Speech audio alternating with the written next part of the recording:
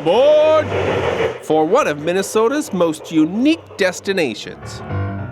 Well, you don't have to be a kid to love model trains, but if you make a stop at this most magical of St. Paul places, you'll feel like a kid all over again.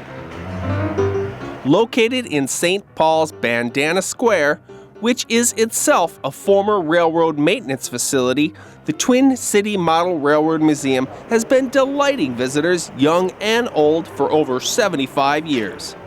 The museum is a non-profit organization with the goal of entertainment and education, preserving Minnesota railroad history of the 1930s, 40s, and 50s. Whether or not you're a model train hobbyist, the Twin City Model Railroad Museum is just one of those must-see local gems.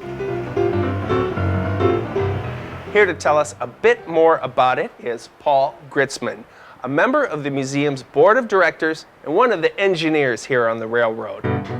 First of all, Paul, who built all this and how did it get here?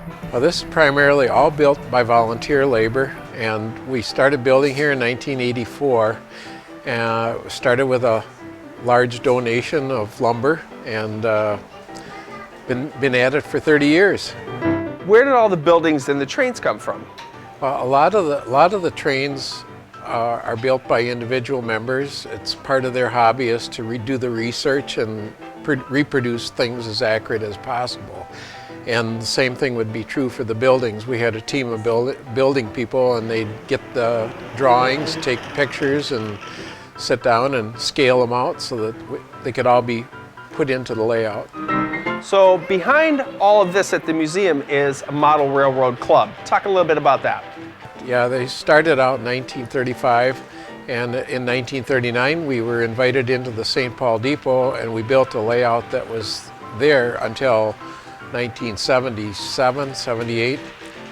Currently we have about 125 members, and there's every kind of job from administration to doing repairs and trying to keep the up on the latest technology. We're always trying to add something new for people to see that come back, and that's one of the nice things about having a hobby like this is you could share it with the public. Paul, talk a little bit about your main exhibit here. I understand it's what's called O-scale, and it represents the Twin Cities. Basically, we've tried to capture various landmarks around Minnesota and the Twin City area. O-scale primarily works with a scale of 1/4 inch equals a foot. That's kind of the Minneapolis skyline that you'll see behind me as it was during the 40s and 50s. When you come on this side of the layout, we have a lot of the landmarks from St. Paul, like the Mississippi Street Roundhouse, Midway Yard, and then all the way around on the north side of the layout, we try to capture the river bluffs as if you go down towards La Crosse along the Mississippi River with the railroad tracks and the bluffs in the backgrounds. So in addition to this location, I understand there's another setup just across the parking lot. That location kind of focuses on the history of model railroading and toy trains. It goes back, we have real fine collections of trains that were made in the 30s and 40s and 50s. A lot of them we grew up with, and some of them we have pretty good size layouts, and some of them the kids can operate. So it shows all the automatic accessories that everybody hoped to get under the tree for Christmas. And as a special treat through the holiday season, the museum presents night trains.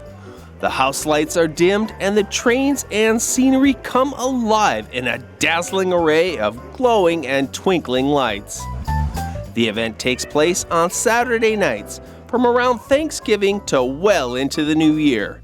Check online for details. Well, every museum tour ends here in the gift shop, and they have some great things here too.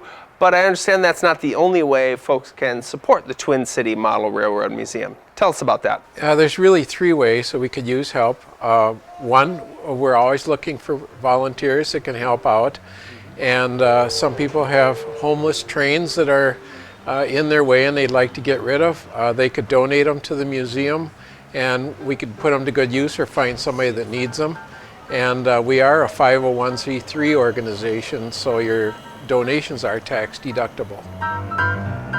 Well, thanks for having us, Paul. I tell you, my family has been here. My son has operated the Thomas train. We love it, and you will too. For directions and hours, go to our website. And we'll see you riding the rails.